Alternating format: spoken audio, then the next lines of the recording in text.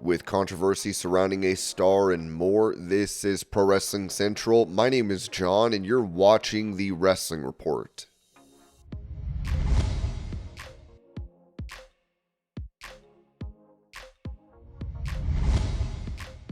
Addressing his frustration with how fans analyze wrestling too much, AEW star Adam Copeland told Wrestle Radio Australia, "I really have tried not to get too bogged down in any, aspects of it and just enjoy the fact that wrestling is supposed to be fun. It's gone to this place of micro-analyzing, pulling everything apart and then rating things. And it's like, man, when I went to wrestling shows, it was just to have fun. Yeah, it's like the whole discourse recently with Jey Uso. I was like, I don't know, the crowd really seemed to like it. Why are you complaining? There's always going to be people who just complain to complain. Yeah, because they're probably not happy in their own lives. Broad strokes here, but generally speaking. And it's like, just have fun. Just have fun. When did it become this thing where we need to judge it like the Olympics?"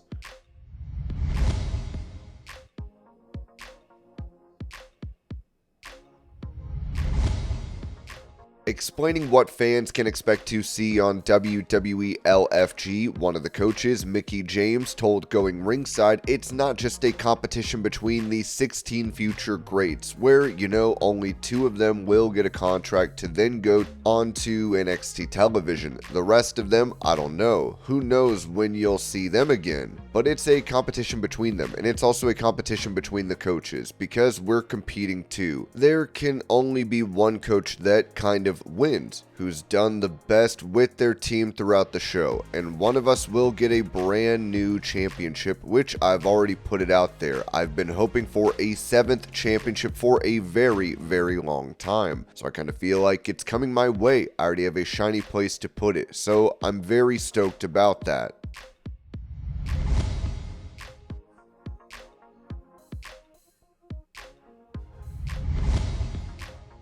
Asked if he would have gone to AEW without Shelton Benjamin and Bobby Lashley, MVP noted on Huge Pop, "There wouldn't have been a conversation. Bobby and I came to the conclusion that it was time to move on. I made it very clear that I was ready to go. I was able to convince Bobby to come with me. Shelton, at that point, had already been released, unceremoniously. I thought it left a bad taste in my mouth. How Shelton was just cut after all of these years, not even offered to be a trainer or a producer. Just see ya." I was like, "Bobby, let's get the team back together and let's go to AEW. We got one last ride." Fortunately, everything worked out and we were able to do this.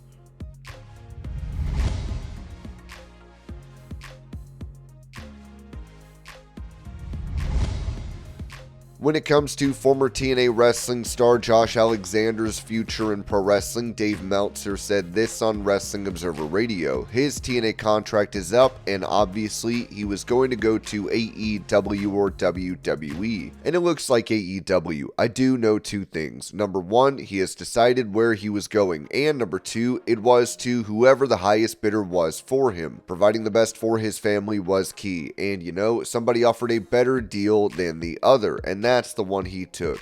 People go, "Oh, he made the wrong choice, blah, blah, blah, blah, blah." He made the right choice for him. I think he's in his late 30s, so it's different when you're 25 and you don't have a family.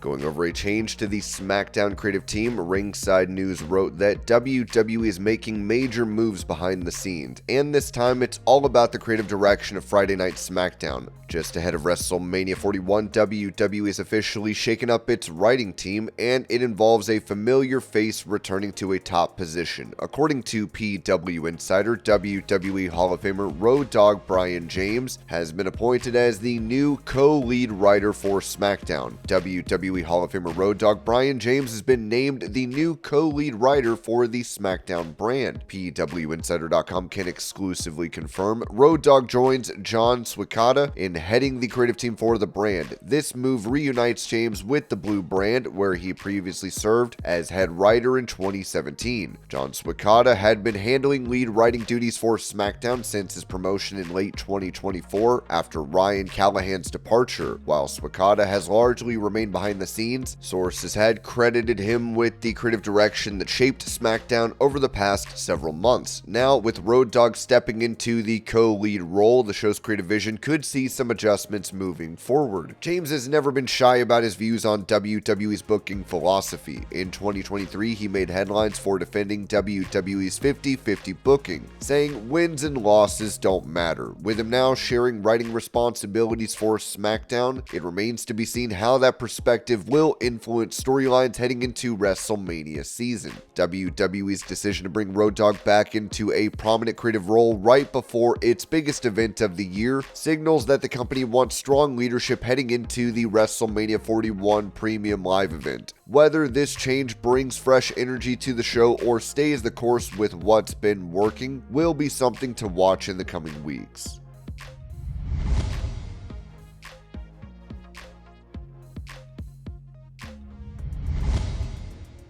Touching on the latest bit of controversy surrounding WWE commentator Corey Graves, Ringside News noted that Corey Graves' WWE future might be locked in, but that hasn't stopped the drama from piling up. After venting on social media and drawing criticism from Booker T, it seems Graves is still catching strays, this time live on commentary at NXT Vengeance Day. During the strap match between Trick Williams and Eddie Thorpe, the tension in the booth was impossible to ignore. Graves, Booker T, and Vic Joseph were all at the table, and while their back and forth mostly stuck to the match, Joseph couldn't help but sneak in a jab. At one point, Joseph turned to Graves and casually asked if he planned on returning to social media to complain. A clear reference to the online controversy that had Booker T speaking out in the first place. Graves didn't fire back, but the moment didn't go unnoticed by fans who have been keeping tabs on this real-life tension. This all comes after Booker T's blunt criticism of how Graves handled the speculation about his WWE future. On his Hall of Fame podcast, Booker didn't mince words about Graves venting online instead of keeping things behind closed doors. Certain things, I don't know, shouldn't be in the Twitter sphere just because I don't think it's their business, especially when it comes to your jobs, Booker said. Everybody wants to put their lives on Twitter with their followers and everybody to be a part of their lives. I don't know. I don't get that part right there. It didn't end there. Booker admitted he hasn't confronted Graves yet, but that could change soon. We're not cool. Not cool at all. I didn't like the tweet. I didn't tell him I didn't like it, but I'm sure there perhaps will come a time when I might say it. Graves, who recently returned to NXT commentary after a brief absence, has 2 years left on his WWE deal, but the backstage tension with Booker T is clearly sticking around. Whether this turns into a full-blown confrontation or just stays a cold war on the headset remains to be seen. With yet another jab thrown in his direction on live TV, Graves' drama isn't going anywhere.